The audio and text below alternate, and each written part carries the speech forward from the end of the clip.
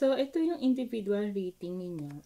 Bawat member ninyo or bawat ka-groupmates ninyo, we will rate them.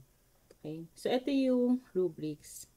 So, this is the rubrics for criterion 1, 2, 3, 4, 5, 6, 7. So, para masabi ninyo na excellent yung gawa niya, ito yung kailangan ninyong ma-describe or ito yung pinapakita niya. So, dito sa problem identification and background, para maging excellent siya, it means that person clearly identifies yung specific, relevant, and well-supported yung problem with evidence. And so on. So, kapag na-meet niya to, then yung numeric rating niya is 5. Hindi nyo isusulat, hindi ganito hindi buong excellent 5. 5 lang isusulat ninyo. So, for example, this one is Maria Santos. For example. So, nakuha niya na maayos or she clearly defines the problem. So, ang numeric rating niya is 5. Okay? Ayan yung pinaka-importante. The numeric rating. And then, mamaya, dito, halimbawa, tapos na kayo mag-rate sa kanya. So, sa socio-economic, relevance and impact, nag-participate ba siya dito? So, if hindi siya nag-participate dito, tapos hindi naman siya nakatoka dito, iba yung nakatoka na member, lagay nyo not applicable. Pero kapag part siya ng topic na to at hindi siya nag-participate, so tingnan ninyo kung alin siya dito. Socio-economic impact, wala siyang participation, no socio-economic relevance explain, so bigyan nyo siya ng 1. Okay? Ganyan yung rating. Unless, hindi talaga siya nakatoka. Tapos, organizational, structure, and management, ano ang participation niya dito? Incomplete. Like, meron siyang weak justification lang. Ganyan. Hindi siya talaga nagbigay ng idea. So, 2. Dito, business operations, hindi siya part of it, hindi talaga siya assigned dito. Then, NA. Ganun din dito sa legal compliance. Innovation and differentiation, nagbigay ba siya ng idea? So, tingnan ninyo dito. So, nagbigay ba siya? Was she able to identify some differentiators? Or meron siyang fairly strong value proposition? Lagay ninyo 4. Tapos, maayos ba yung presentation niya? Clear, logical, and well-organized? Lagay ninyo 5. Tapos dito, ilagay ninyo yung comment sa kanya. So, halimbawa, ang comment niyo sa kanya is not knowledgeable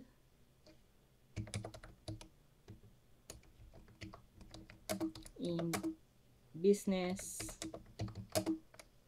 structure. Pwede ganyan. Okay? Justify ninyo bakit dalawa siyang not applicable. Ibig sabihin, hindi nyo na siya binigyan ng assignment doon kasi hindi naman siya knowledgeable sa business structure. So, dito, lagay niyo bakit hindi siya, bakit 1 siya. I-explain din ninyo ng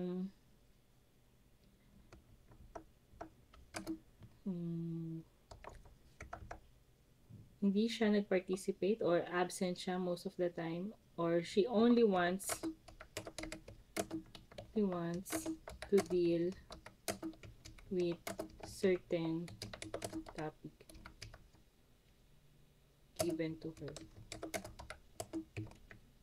Yan. So, dalawa na yung na-cover ninyo bakit nyo siya binigyan ng mababang score. Okay? So, ganun din, dito, papalitan nyo to, wala kayong iiwanan na member name. Tapos dito, kailangan isulat nyo yung pangalan nyo. Like, ano bang pangalan? Maricel Santos. Okay? So, kailangan nyo lagyan ng pangalan. So, ang criteria is kapag nameless kayo, -1. Tapos, nameless yung member,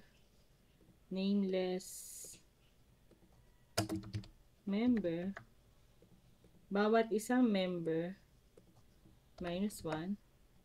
Tapos, unrated member, kada isa unrated criterion, each criterion,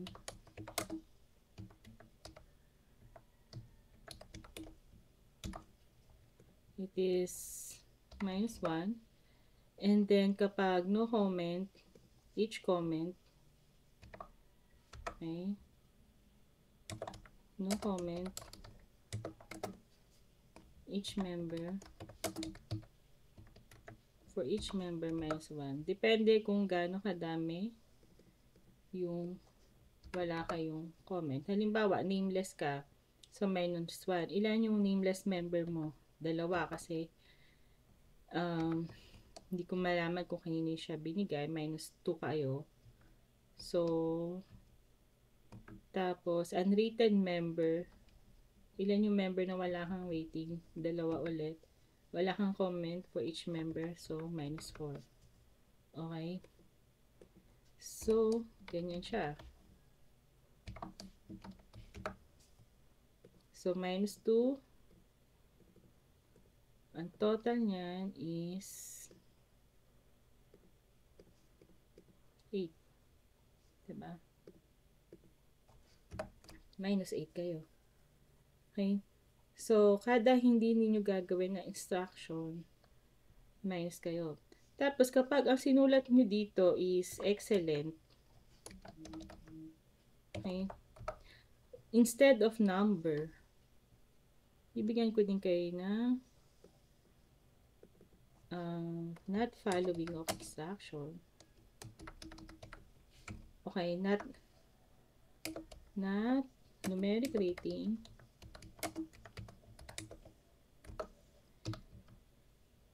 -1 each member. Okay? Na hindi niyo. Tapos, uulitin nyo siya. Ibabalik ko to sa inyo.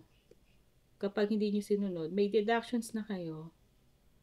Tapos, uulitin nyo pa. Okay?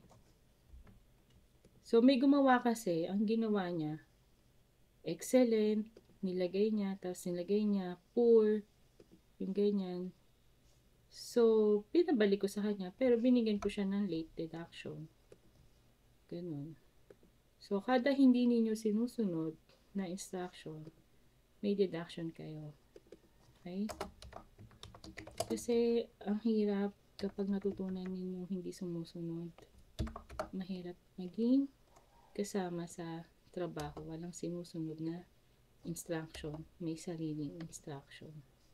Okay? So, you need to follow strictly yung instruction kung paano siya gagawin. Tandaan niyo, kailangan nyo isulat yung pangalan ng bawat member. Walang may iwan. Ngayon, ano pa pwedeng deduction? If you rated yourself. Okay? Kapag self-rated ka, self-rating, I'll give you -2. So, hindi kasama yung pangalan ninyo dito. Kung 5 kayo, ikaw yung pang-anim. Diba? 1, 2, 3, 4, 5. So, kailangan i-delete ninyo yung isa. So, ikaw, tapos yung 5 na groupmates mo. Pwede kayo mag-delete if sobra itong column. Okay? You can delete kapag sobra yung column. So, hindi ninyo i-rate yung sarili ninyo. Ang mag-rate sa inyo is yung groupmates ninyo. So, kailangan numeric rating. Ito, yan. So, hindi siya numeric rating. Kasi, technically, hindi siya applicable. Kasi, hindi naman siya part ng topic na to participate. So, depende sa inyo kung paano kayo naghati ng mga topics sa group mates ninyo. Okay? Ang kailangan ko dito is you rate each other and then justify it sa dulo bakit yun yung rating. Ngayon, kapag halimbawa na binasa ko na siya, nakita ko na may inconsistency dito, okay, might decide ano yung magiging final. So, sana maging consistent kayo with each other. Okay? So far naman, nung ginawa ko na to twice, wala naman inconsistency. Okay? So, that's how you write this evaluation sa each group member.